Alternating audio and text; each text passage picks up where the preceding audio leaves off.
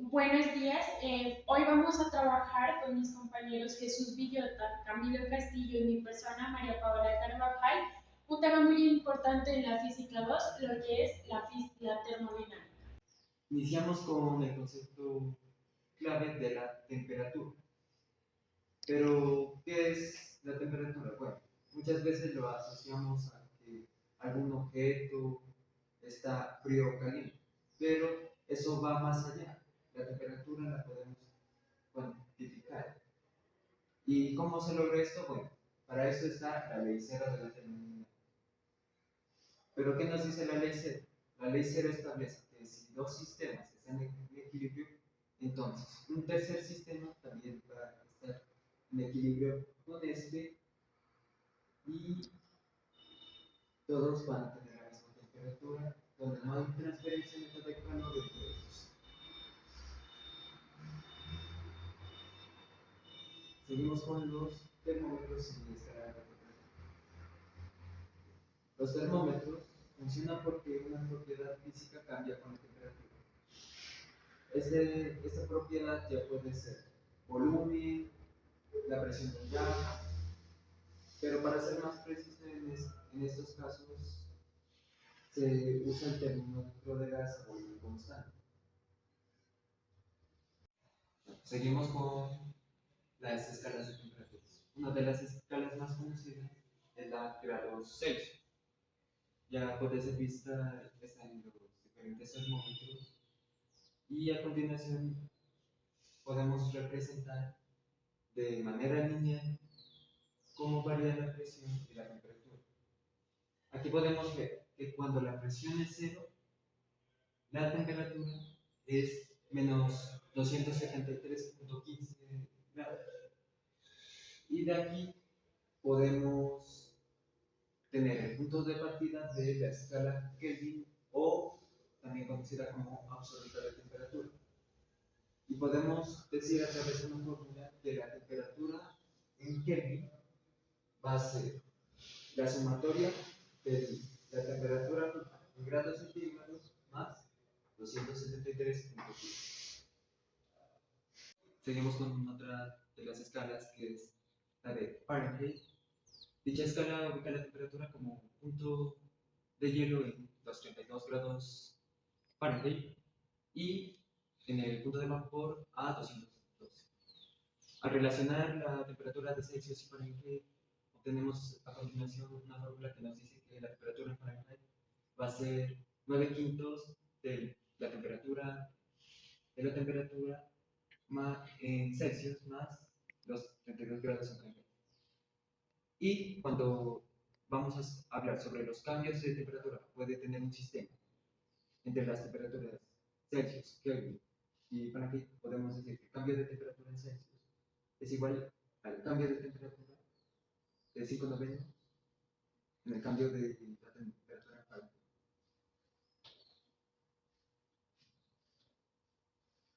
Seguimos ahora con la expansión térmica. ¿Qué es la expansión térmica? A medida que se sube la temperatura, la dimensión lineal de un objeto tiende a aumentar. Y este fenómeno es el que vamos a definir como expansión térmica. Que podemos decir que el cambio de longitud va a ser proporcional al cambio de temperatura de este. Esto es crucial para los ingenieros al crear nuevos sistemas como lo es en las tuberías. Es por eso que muchas veces cuando vemos una tubería, estas tienden a tener formas extrañas, lo cual permite expansión y contracción sin romperse. Ahora, hablando de las fórmulas que vamos a aplicar en la expansión térmica, se considera el cambio fraccionario en longitud por cada grado de cambio de temperatura. Entonces, a continuación, ubicamos el coeficiente de expansión lineal al definirse como el cambio de longitud sobre la longitud inicial que éste iba a tener en un inicio, dividido entre la diferencia de temperatura. Los experimentos demuestran que ese coeficiente es constante para pequeños cambios de temperatura. Con propósitos de cálculo, esta ecuación por lo general la podemos escribir como el cambio de longitud que va a ser la final, restado de la inicial, y esto se dará en, en la multiplicación del coeficiente por la longitud inicial y por la diferencia de temperatura que va a ser la final menos la inicial. Seguimos con el gas ideal. A escala macroscópica obtenemos una fórmula general que viene a ser la siguiente. Muchas veces esta viene a ser fundamental. ¿Qué significa cada símbolo de esto? Bueno, P va a ser la presión, B el volumen, N va a ser el número de moles, R es una constante, universidad de los gases y por último T como la temperatura. Pero ¿para qué es eso? ¿O con qué fin se tiene esta fórmula? Bueno, esta ley nos dice que si no cambiamos el volumen, cantidad de gas, la presión se mantiene constante si la temperatura cambia. El siguiente problema nos plantea que un alambre telefónico de cobre en esencia no tiene combinación entre postes separados por 35 metros en un día de invierno, cuando la temperatura es de menos 20 grados Celsius. ¿Cuánto más largo es el alambre en un día de verano? Cuando la temperatura es de 35 grados. Bueno, iniciamos resolviendo con la fórmula que nos dice que el cambio de la longitud va a ser igual a la longitud inicial multiplicada por el coeficiente y por la diferencia de temperatura. Sacamos los datos y tenemos que la longitud inicial es de 35 metros. El coeficiente, en este caso del cobre, es de 16.7 por 10 a la menos 6 grados Celsius inverso. Y el cambio de temperatura, como inicialmente estaba 35 grados, menos los menos 20 grados, nos da esto que es igual a 55 grados. Realizando la multiplicación de 35, 16.7 por 10 a la menos 6 por 55. Esto al final nos llega a dar un resultado de 0.032 metros, que va a ser el cambio de la luz. Ahora hablaremos un poco sobre la primera ley de la termodinámica. En un principio se creía que calor y trabajo eran dos cosas muy distintas y se las estudiaba como dos fenómenos aparte. Vamos a empezar definiendo lo que son las calorías y la energía interna, o el calor y la energía interna. La energía interna es la energía que tiene una sustancia a nivel microscópico, como lo puede ser las moléculas o las partículas que componen dicha sustancia. El calor es la transferencia de energía que hay entre dos sustancias a través de su frontera, debido a la diferencia de temperatura que tiene interna y de una sustancia y la temperatura del medio que lo está rodeando. Las unidades de calor. Los primeros estudios acerca del calor se enfocaron en el cambio de la temperatura solamente de una sustancia, en el aumento de la temperatura de una sustancia, y se creía que esto se debía a una sustancia líquida que se llamaba líquido calórico, y creían que el cambio, el aumento y la disminución de la temperatura se debía a este líquido. Luego se dieron cuenta que eso no era cierto y definieron la caloría como la medida que se necesitaba para aumentar 1 gramo de una sustancia en 1 grado centígrado. Y la caloría se definió como la temperatura, la energía que se necesitaba para elevar 1 grado la temperatura de 1 gramo de agua de 14.5 grados centígrados a 15.5 grados centígrados. La equivalente mecánica del calor. James Joule se descubrió que la pérdida de energía era proporcional al trabajo realizado entre la energía que se ganaba o perdía un cuerpo. En este experimento podemos ver que hay dos masas atadas que hacían girar estas aspas, y entonces cuando esta masa bajaba, hacía que el aspa girara, y esta masa cuando giraba perdía energía potencial, y esa energía potencial era directamente proporcional al aumento en la temperatura del agua debido al trabajo que realizaban las aspas.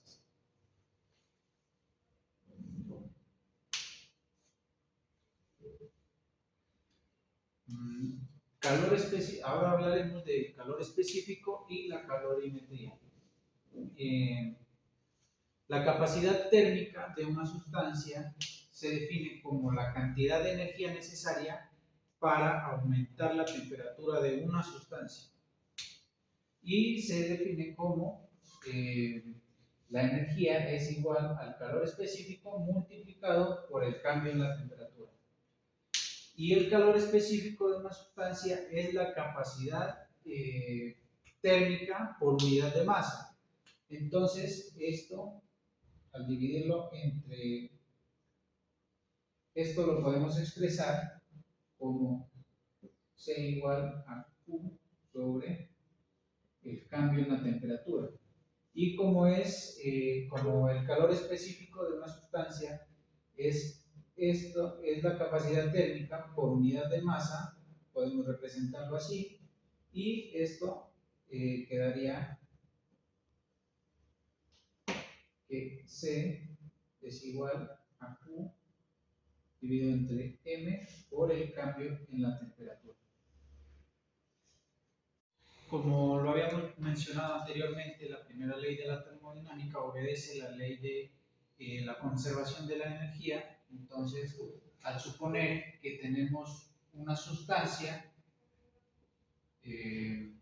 sea cual sea, de calor específico desconocido, al entrar al contacto con una sustancia como por ejemplo el agua, suponiendo que esto está aislado de energías internas del entorno que los está rodeando, al entrar que tiene una energía interna mayor a la energía interna del agua, la energía interna que pierde la sustancia que tiene mayor energía es igual a la energía interna que gana la sustancia que tiene menos energía. Ejercicio. La temperatura de una barra de plata se eleva a 100 grados centígrados cuando absorbe 1.23 kilojoules de energía por calor. La masa de la barra es de 525 gramos y nos pide determinar el calor específico de la plata. Entonces, sabemos que el calor específico es igual a la energía entre la masa por el cambio en la temperatura. Entonces tenemos que la energía es igual a 1230 joules, el cambio en la temperatura nos pide que es de 10 grados centígrados y la masa es de 525 gramos. Entonces, al hacer esta operación, al reemplazar estos datos en la ecuación, nos da un valor de 234,3 joules por gramo por grado centígrado. Y esa es el calor específico de la plata. Ahora vamos a definir lo que es el calor latente. El calor latente se define como la energía entre la masa de la sustancia. Este parámetro se le llama como calor oculto, ya que esta energía no cambia la temperatura de la sustancia. A partir de la definición de calor latente, podemos definir como la energía como la masa por el calor latente. Ahora vamos a hacer este ejercicio. ¿Cuánta energía se requiere para cambiar un cubo de hielo de 40 gramos de hielo a 10 grados centígrados a vapor a 110 grados centígrados? Bueno, entonces para saber cuánta energía necesitamos para este proceso, lo vamos a dividir en partes. Primero, la energía que se necesita para calentar el agua de 10 grados centígrados a 100 grados centígrados. Entonces, esto es igual a la masa por el calor específico del agua por el cambio en la temperatura. Entonces, la masa es de 40 gramos por el calor específico del agua, que es 4,18, y por la diferencia de la temperatura, que es 100 menos 10 grados centígrados, que serían 90 grados centígrados. Y esto nos da como resultado 15.048 joules para calentar el agua de 10 grados centígrados a 100 grados centígrados. Ahora, esta agua la vamos a vaporizar. Entonces, para ello, multiplicamos la masa por el calor latente del vapor.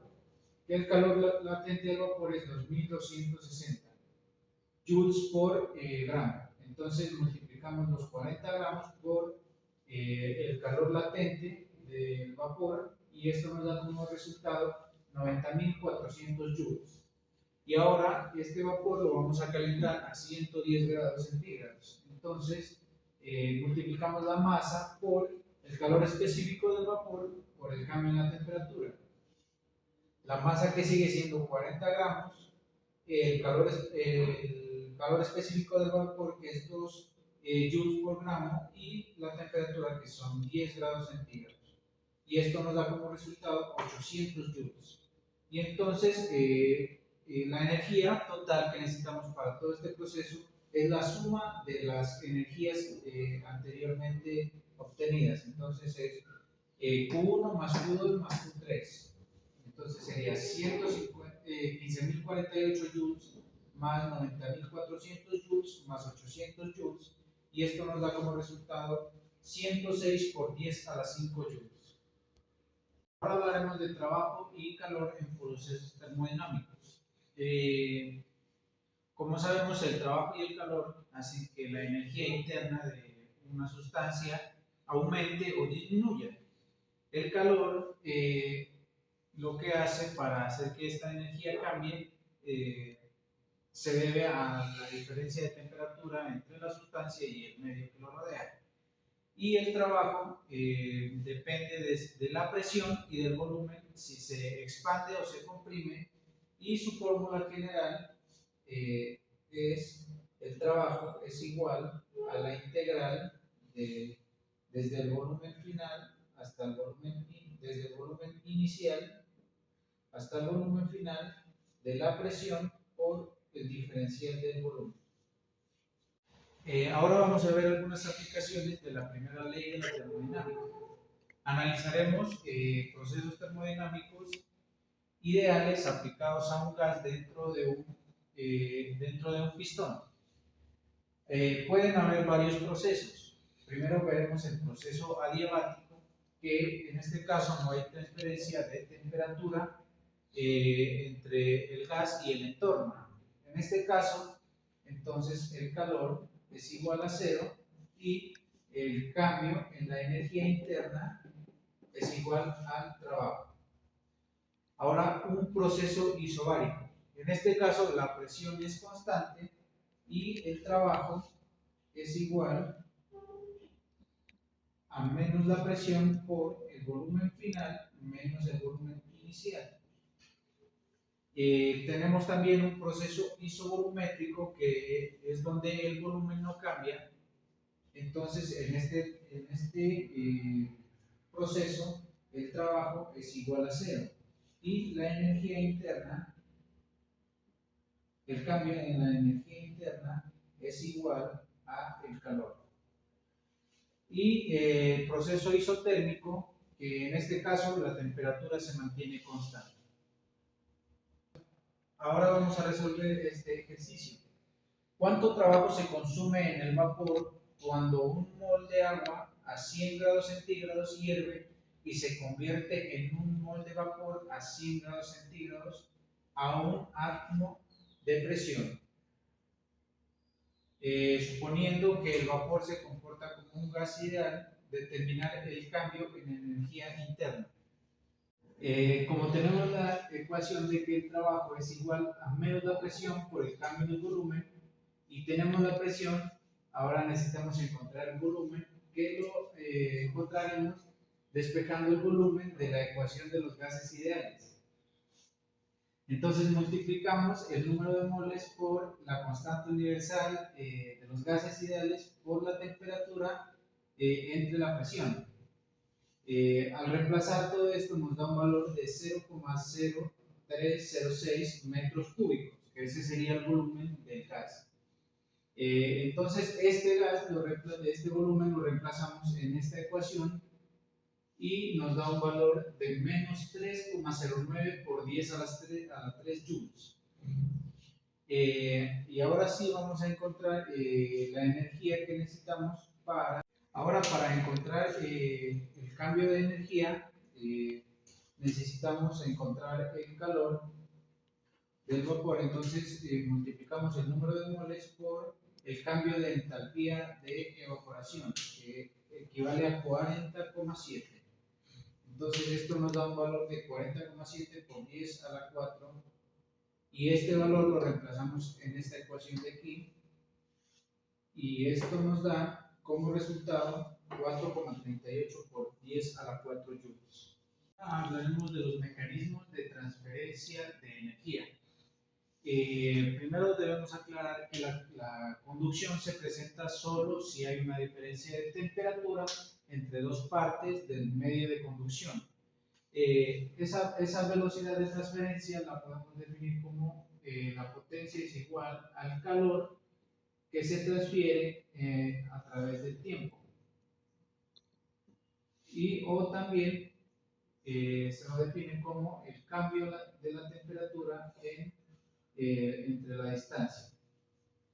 Tenemos tres tipos de conducción térmica, que son conducción, que es por conducción, que se define como la transferencia de energía a través del choque directo entre partículas.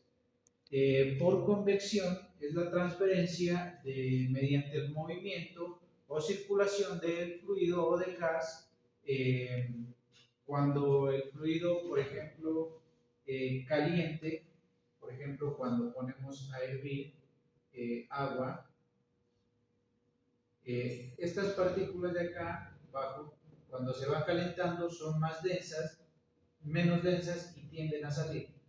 Y por este movimiento se puede conducir la energía. Y por radiación, que es la transferencia de calor mediante la emisión de ondas electromagnéticas.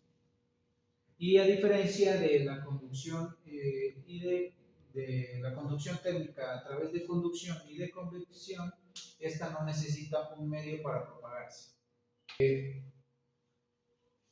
Por último, hablaremos de la botella de Dewar, que es un vaso de vidrio con paredes plateadas, y el espacio entre ellas, entre estas paredes, hay un vacío, lo cual evita que haya transferencia de energía, de calor. Y entonces la superficie plateada también minimiza la transferencia debido a que es un muy buen reflector y tiene muy baja emisividad. Y también se reduce la tapa del cuello, y con eso también se disminuye la transferencia de energía. Y se lo utiliza comúnmente para almacenar nitrógeno líquido. Vamos a hablar acerca de la teoría cinética de los gases. La teoría cinética de los gases explica el comportamiento de un gas ideal a partir del movimiento de sus moléculas a partir de variables macroscópicas que son la presión, el volumen y la temperatura, relacionándolas con fenómenos microscópicos que son los movimientos, los choques y la energía. Hay 5 suposiciones del modelo de un gas ideal. El primero nos dice que hay muchas moléculas y separación entre ellas, es decir, que las moléculas ocupan un volumen despreciable con respecto al contenedor que las contiene. Además, podemos modelar las moléculas como partículas. en la segunda suposición tenemos el movimiento aleatorio, que nos dice que las moléculas obedecen a las leyes del movimiento de Newton, donde se dice que un todo tiene un movimiento aleatorio, y por aleatorio entendemos que cualquier partícula puede moverse en cualquier dirección y a cualquier rapidez. En la tercera suposición tenemos que las interacciones solo se dan en colisiones, es decir, que las moléculas interactúan solo mediante una fuerza de corto alcance, es decir, que estas moléculas no van a actuar a largo alcance una sobre otra. Y tenemos en el cuarto postulado, cuarta suposición, que las colisiones son perfectamente elásticas, es decir, estas colisiones conducen a la presión macroscópica sobre las paredes del recipiente que las contiene.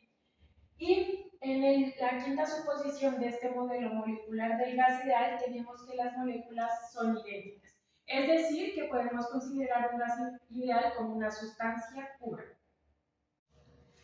Bueno, en la descripción macroscópica de un gas ideal tenemos que en un gas las fuerzas interatómicas son despreciables.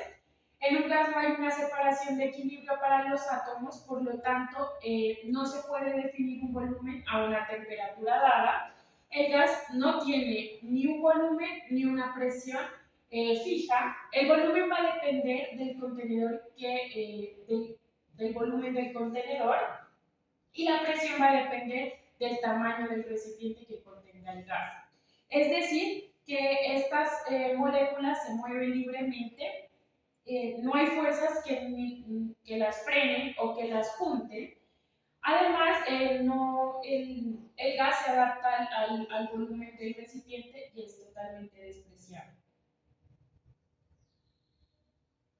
Bueno, como veníamos diciendo, el modelo del gas ideal es un conjunto de moléculas que se mueven aleatoriamente, sin ejercer fuerzas entre sí, es decir, que no se repelen entre ellas ni se juntan, y que ocupan una parte despreciable del volumen del recipiente que los contiene.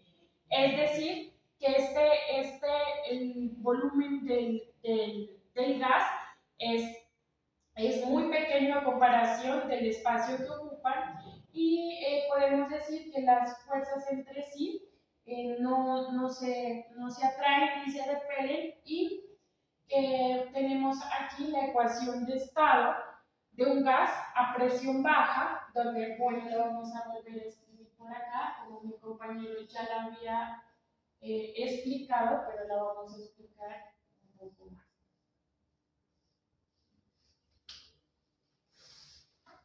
Bueno, aquí en esta ecuación de estado de un gas a presión baja tenemos que P es igual a la presión, donde la podemos tomar en atmósferas o en pascales. B, que viene siendo el volumen, lo podemos tomar en litros o en metros cúbicos. N, que es el número de moles, y lo vamos a tomar como el número de Avogadro, que es igual a 6.022. Este número nos va a ser útil en una siguiente parte, por 10 a la 23.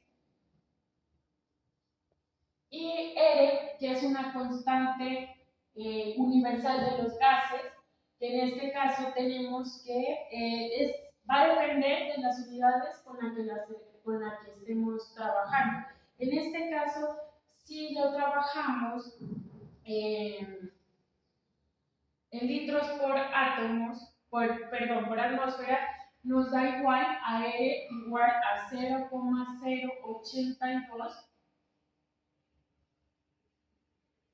sobre, como también podemos tomarlo como 8,314 julios sobre mol por Kelvin. Esta es la temperatura absoluta, que la vamos a tomar en Kelvin. Así que si en algún problema nos presentan en grados Celsius, debemos hacer necesariamente la conversión. Bueno, aquí ya conocemos nuestra ecuación de estado de los gases y podemos expresar la ley en función del número total de moléculas, es decir, N. Ya conocemos nuestra ecuación de estado. Ahora sí, N lo vamos a convertir, donde N es el número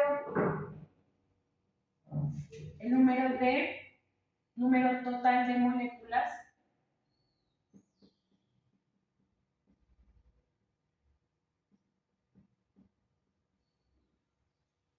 y Na viene siendo el número de Avogadro que habíamos visto anteriormente, que en este caso lo volvemos a escribir por 10 a la 23. Seguidamente, pues ya dejamos esta parte igual, ya la vamos a simplificar en esta siguiente parte, donde la presión por el volumen es igual al número total de moléculas por la constante de Boltzmann y la temperatura absoluta. Aquí la temperatura absoluta que será igual en Kelvin. Listo. En la constante de Boltzmann es igual a la constante universal de los gases que, como habíamos dicho, es igual, para que sepamos de dónde sale este número, vamos a hacer esta operación. Entonces, la constante universal de los gases nos dice que la vamos a tomar, vamos a recordar que debemos tomarla según las unidades, y en este caso vamos a tomarla como litros, es decir,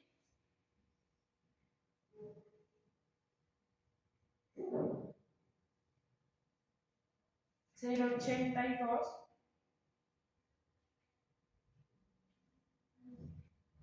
por el número de Avogadro, que lo tenemos por acá, es igual a 0.22 por 10 a la 23. Y esto nos da un resultado, si lo hacemos en la calculadora, lo vamos a comprobar.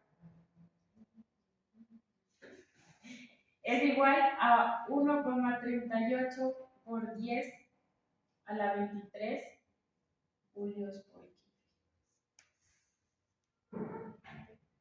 Bueno, la constante de Boltzmann lo que nos quiere decir es cuánta energía tiene en promedio una molécula y que es un número que convierte la temperatura en energía por molécula. Bueno, vamos a desarrollar, para entender mejor esta ecuación, vamos a desarrollar un problema sencillo, donde nos dice que un recipiente de 5 litros contiene 0,2 moles de un gas ideal a 27 grados Celsius. Y nos pide calcular la presión del gas. Entonces, para empezar, vamos a sacar los datos.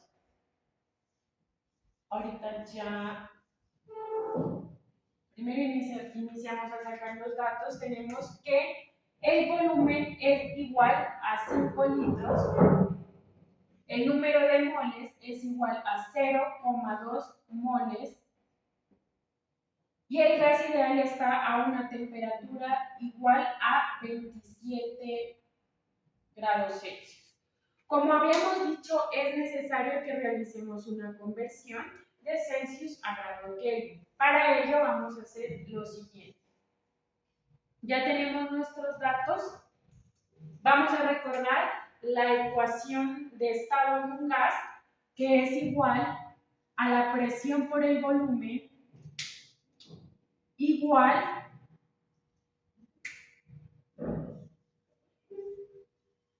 al número de moles por la constante universal y la temperatura. Con esta ecuación vamos a desarrollar el problema, pero para empezar vamos a hacer la conversión de grados Kelvin, de grados Celsius a grados Kelvin. Es decir, vamos a sumar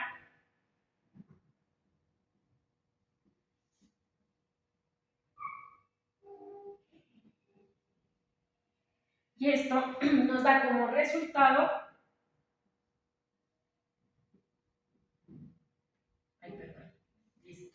Entonces ya tenemos listo todos los datos, vamos a proceder a, como nos está pidiendo la presión de este gas ideal, vamos a hacer el despeje de la presión. En este caso, como el volumen está multiplicando, lo vamos a pasar al otro lado a dividir, de esta manera.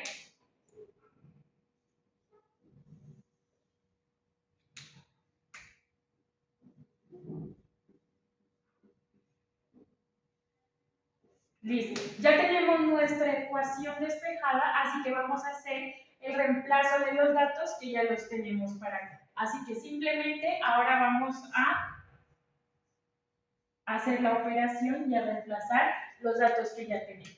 En el número de moles nos dice el problema que tenemos 0,2 molar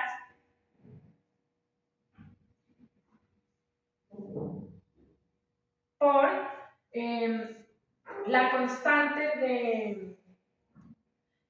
universal de los gases, que en este caso la vamos a tomar de la forma de litros porque nuestro problema nos está dando ya un valor en litros, entonces vamos a tomar este valor, que es igual a 0,82, si no estoy mal, 0,082.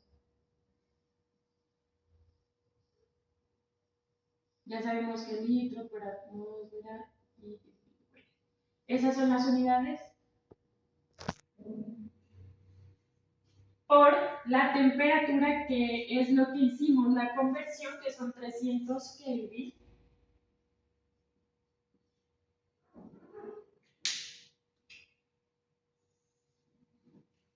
Y lo vamos a dividir por el volumen, que en este caso son los 5 litros. En este caso, entonces, vamos a tener que la presión de este gas ideal es igual a, si realizamos esta operación, nos da un total de 0,984 atmósferas.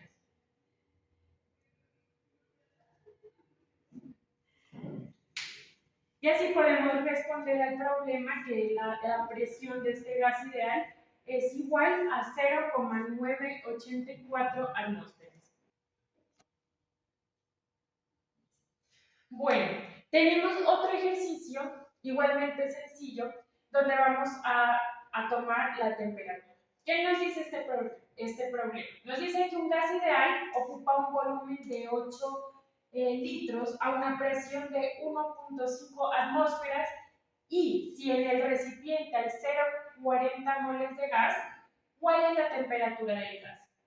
Bueno, como empezamos en el problema anterior, vamos a sacar los datos por acá.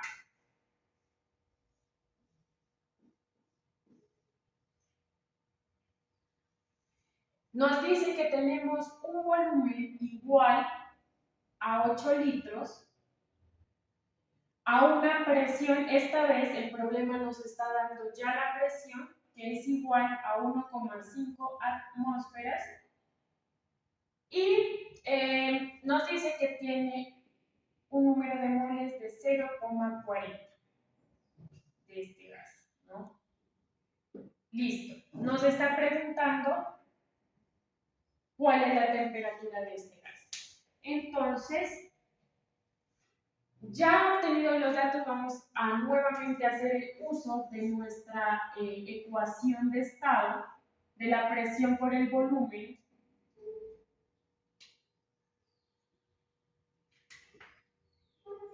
Por el número de moles, por la constante universal de los gases y la temperatura. En este caso, lo que necesitamos es la temperatura. ¿Ok? Entonces vamos a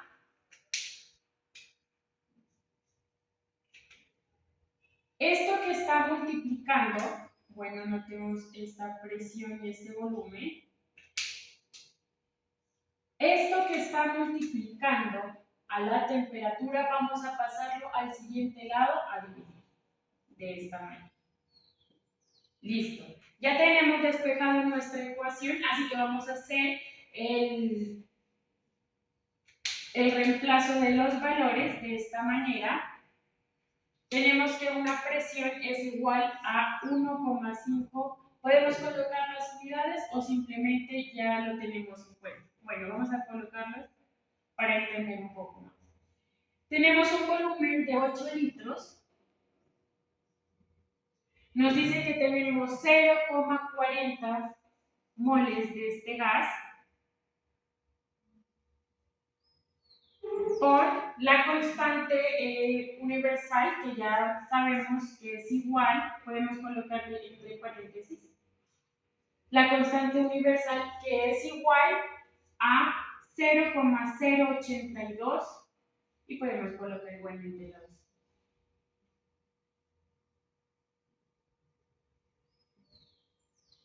Listo.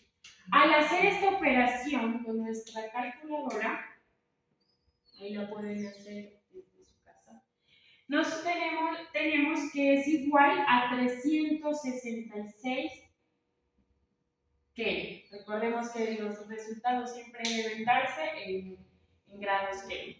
Y tenemos ya la solución, que la temperatura para este gas ideal en estas condiciones es igual a 366 Kelvin. Bueno, tenemos que el número de moles de una sustancia N está relacionada con su masa M a través de la expresión anterior. Es decir, este viene siendo el número de moles, mientras que esta M es la masa de las moléculas. Y M es la masa molar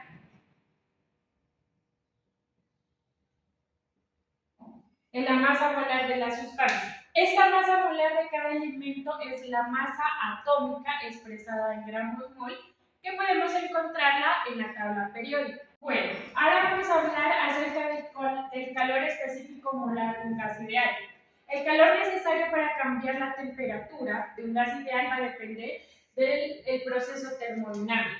Se definen dos tipos de calorías molares específicas, que en este caso se ve que es a volumen constante, donde si no hay un trabajo es igual a W0, es decir, todo el calor aumenta la energía interna. Y tenemos el calor a presión constante, donde el gas sí va a realizar un trabajo al expandirse.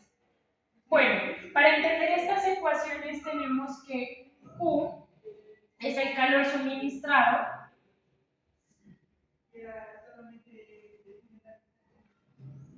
N, como ya lo veníamos trabajando en las otras ecuaciones, es el número de moles. En este caso es el calor específico.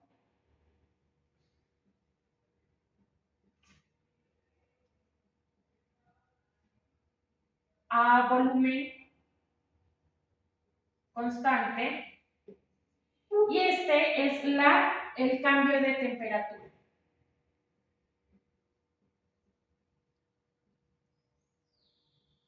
En este caso, el volumen, recordemos que es constante y no hay un trabajo, es decir, W es igual a 0.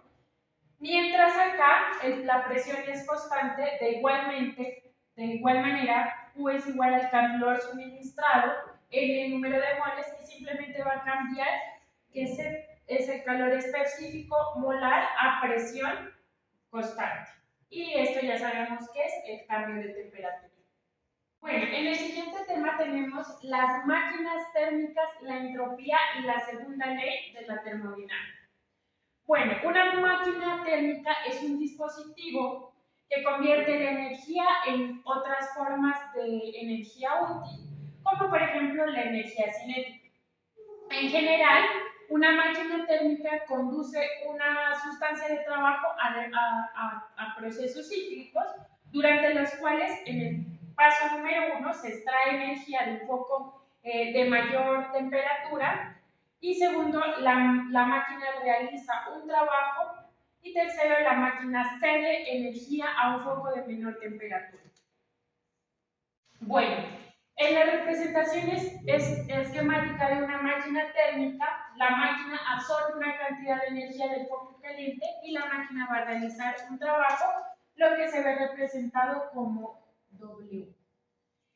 Bueno, aquí es importante recordar, tener en cuenta que sobre la máquina se realiza un trabajo, sobre la máquina.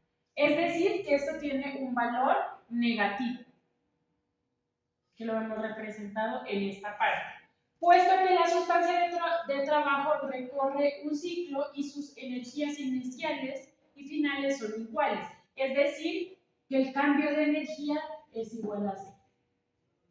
En este caso, entonces tenemos en las ecuaciones, esto representa el calor neto, el trabajo realizado, donde hay QC, que es el calor absorbido por el foco caliente, y este es el calor liberado hacia el foco frío, como lo podemos observar en esta máquina de acá. Más se hace la resta del calor absorbido por el foco caliente y el calor liberado al foco frío y el trabajo, que esto, como decíamos, es igual a cero al ser cíclico. Este sería el calor neto, y que recordemos que como es sobre la máquina, tiene un signo negativo, y esto lo podríamos simplificar como el calor neto por el calor inicial recibido del foco caliente menos el calor liberado hacia el foco frío. Estos son valores absolutos y al realizar esa operación nos da lo que es el calor neto que está realizando la máquina, la energía que produce la máquina a través de este proceso. Bueno, el rendimiento térmico de una máquina térmica se define como el cociente entre el trabajo neto realizado por la máquina y la energía absorbida por el foco caliente durante el ciclo. Es decir, que N es el rendimiento, este es el trabajo de la máquina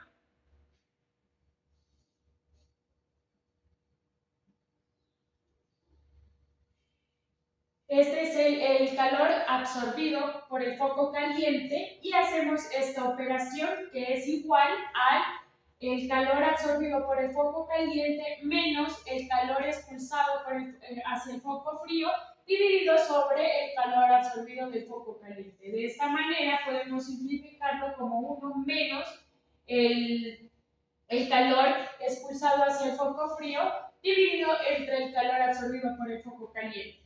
Cabe resaltar que en una máquina perfecta el rendimiento no sería el 100%, pero que realmente no es posible.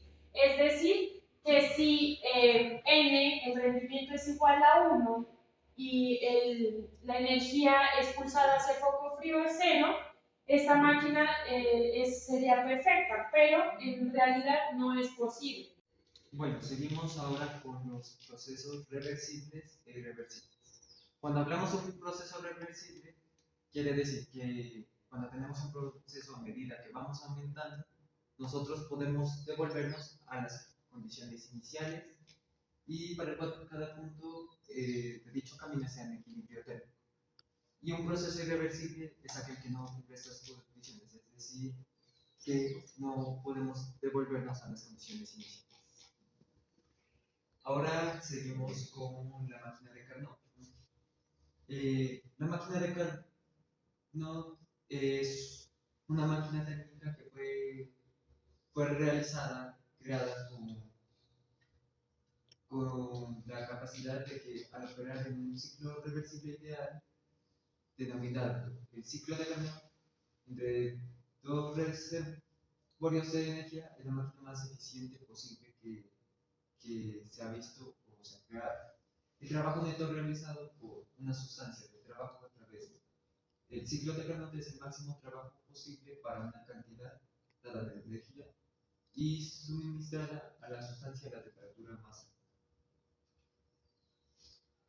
Entonces, El ciclo de Carnot, en este supondremos que la sustancia de trabajo es un gas ideal contenido en un cilindro externo con un embolo móvil en un extremo, y que las paredes del cilindro y el embolo son aislantes térmicos. Este ciclo va a constar de 4 etapas. Entonces, aquí van a verse iniciando 2 procesos adiabáticos y 2 procesos isotérmicos. Iniciamos con el primer proceso, que es donde pasa de un punto A a un punto B, y es la expansión isotérmica a una temperatura que denominamos temperatura C. Entonces, el gas se pone en contacto con un foco térmico a temperatura C, y durante el proceso el gas absorbe una energía que vamos a denominar UC en forma de calor del foco térmico a través. Realiza un trabajo W, W de A hasta B, empleando N elevado en.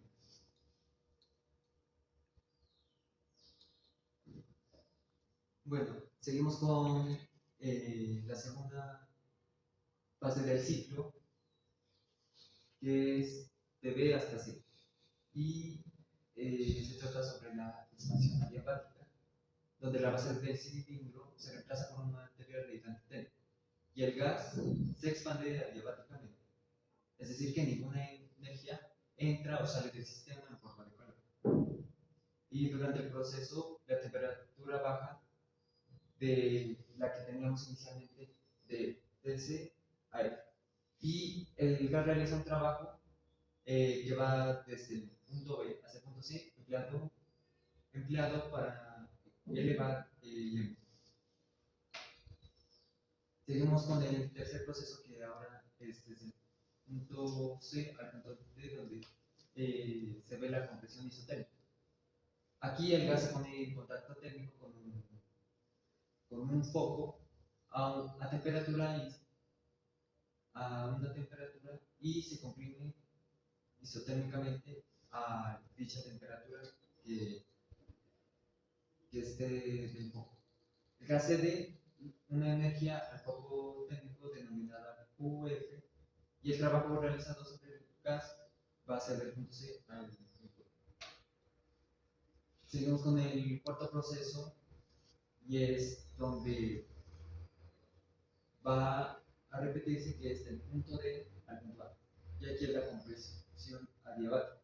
Entonces aquí la base del cilindro se reemplaza una vez más por una pared de material aislante y el gas se comprime adiabáticamente.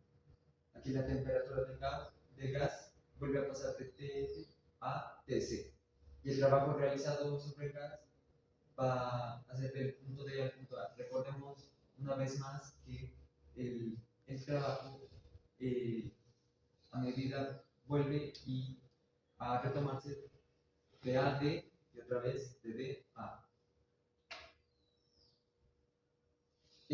Ahora hablamos sobre la eficiencia del ciclo de Carnot, ¿no? Entonces, ¿qué quiso demostrar Carnot? Que la energía del sistema va a ser proporcional a la temperatura, ya sea entre los cocientes de F y de C, tanto en energía como en temperatura. Y que el rendimiento técnico de una máquina de Carnot es igual a uno menos el cociente de la temperatura F sobre la temperatura C. ¿Qué nos quiere decir aquí? Que la eficiencia de la máquina de Carnot llegó a su fin de crear un proceso con el fin de que fuera reversible. Y aquí se demuestra que cualquier máquina real tiene menor rendimiento que la máquina de Carnot, porque todas ellas operan de forma irreversible para un proceso. Por último, podemos decir que la eficiencia de la máquina es nula o cero si la temperatura F es igual a la temperatura C, es decir, que sean proporcionales y no haya un cambio. Por último, tenemos las referencias bibliográficas de donde fue sacado la temática, las fórmulas y la teoría para realizar este video. Y eso creo que sería todo por hoy. Muchas gracias y nos vemos hasta luego.